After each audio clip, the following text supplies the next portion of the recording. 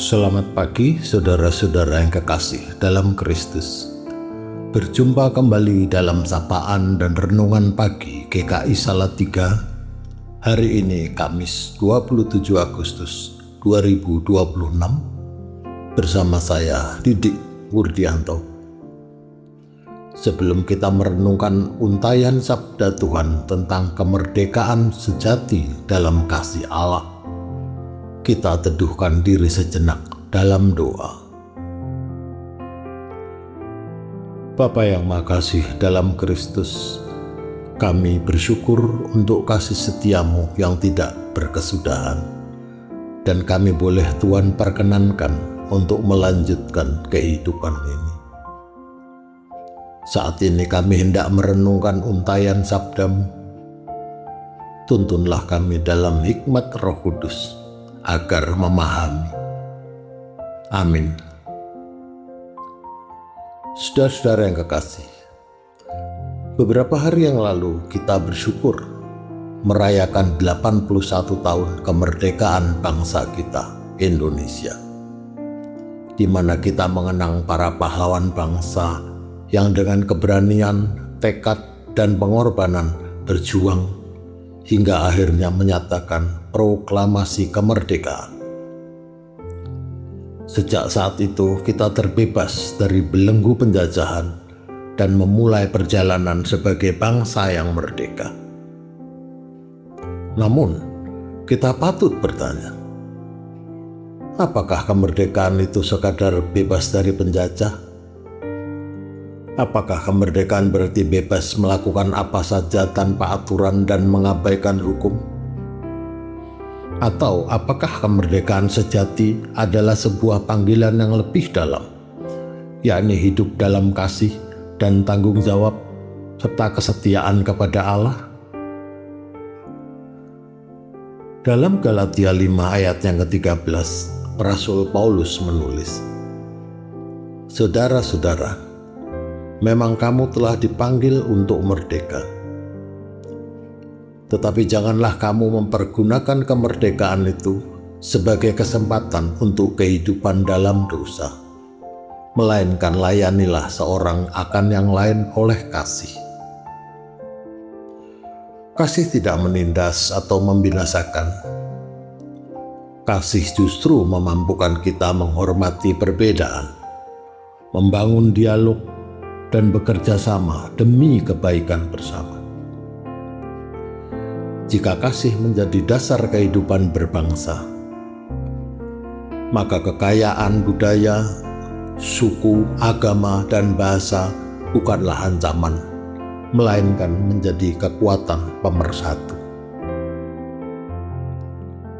Saudara-saudara, merdeka bukan berarti bebas tanpa batas, melainkan bebas untuk mengasihi.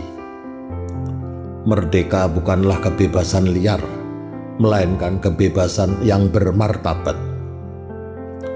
Kebebasan tanpa kasih justru berujung pada kekacauan. Kebebasan tanpa tanggung jawab melahirkan keserakahan. Itulah sebabnya kemerdekaan sejati harus dibangun di atas kasih yang mengalir dari Allah. Sebagai umat yang sudah dimerdekakan oleh Kristus, kita dipanggil untuk menjadi warga negara yang baik sekaligus sebagai saksi kasih-Nya. Kita menghormati pemerintah yang bijak, menaati aturan, mendukung pembangunan, dengan tetap menempatkan Allah di atas segalanya. Iman Kristen tidak berhenti di dalam gereja, melainkan terus berkarya di ruang publik dengan penuh tanggung jawab. Saat ini negara kita sedang tidak baik-baik saja, dengan situasi politik yang penuh carut-marut dan perekonomian terpuruk. Dampaknya juga banyak orang yang kehilangan pekerjaan di sektor formal, sementara beban kebutuhan hidup terus meningkat. Korupsi pun marak terjadi di tingkat daerah sampai pusat, yang celakanya banyak melibatkan pejabat publik. Ini menjadi potret buram negara kita di usianya yang ke-81 tahun. Karena itu marilah kita mempersembahkan doa dan karya nyata untuk Indonesia, untuk para pemimpin bangsa agar bijaksana dan adil sebagai wujud takut akan Tuhan. Mengingat sila pertama dari Pancasila adalah ketuhanan, dan juga menjadi teladan baik bagi masyarakat. Mengutamakan kepentingan rakyat, bukan kelompok yang dalam lingkarannya. Tidak mempermainkan hukum dan keadilan serta kemanusiaan sehingga bisa memancing amarah rakyat. Mengingat sila kedua Pancasila adalah kemanusiaan yang adil dan beradab. Selain itu, mendoakan rakyat agar hidup bersatu dan saling menghargai. Kekayaan alam dan budaya bangsa tidak menjadi sumber pertikaian, melainkan sarana untuk kesejahteraan bersama. Mungkin kita bisa mencintai Indonesia tidak harus dengan sikap heroik, tetapi secara sederhana, yaitu tetap jujur ketika kecurangan dianggap sebagai hal yang biasa. Semoga kemerdekaan sejati sebagai anak-anak Allah sungguh menjiwai kehidupan kita, sehingga kita bersatu membangun Indonesia yang adil, damai, sejahtera, dan manusiawi. Sebagai penutup, kita renungkan nasihat Rasul Petrus dalam 1 Petrus 2 ayat 16.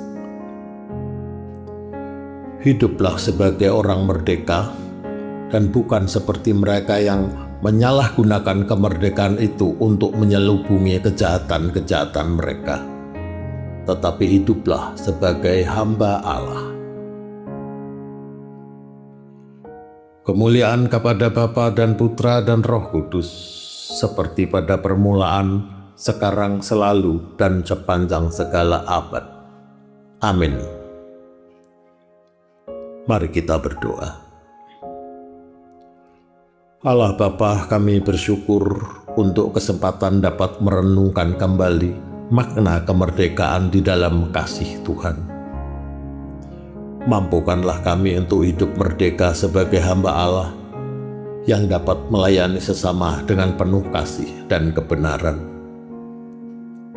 Sertailah perjalanan bangsa dan negara Indonesia agar dapat mencapai tujuan membangun masyarakat yang adil dan makmur. Tolonglah saudara-saudara kami yang Tuhan tempatkan untuk ikut mengelola negara ini, agar kuat menghadapi segala tantangan dan ancaman. Demi Kristus, Tuhan dan pengantara kami, yang bersama-sama Roh Kudus di dalam kemuliaan Allah Bapa berkuasa kini dan sepanjang masa. Amin.